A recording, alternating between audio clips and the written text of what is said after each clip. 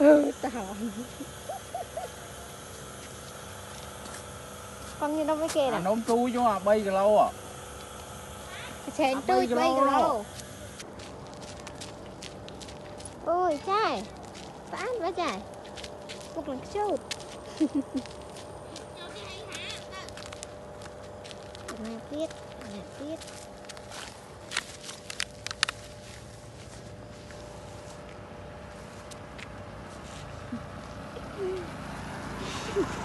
Ra đấy.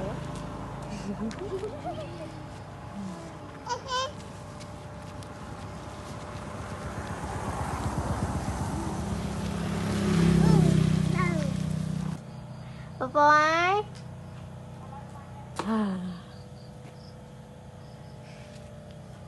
Mà lên nhân bây giờ ba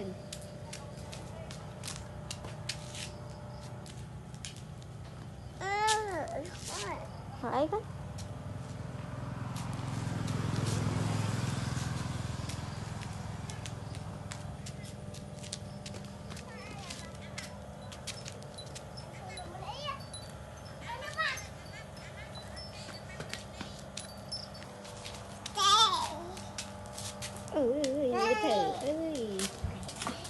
ê, ren đen bây giờ bay.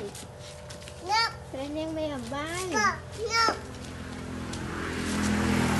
Đi ra bay ren đen. Ren đen đi ra.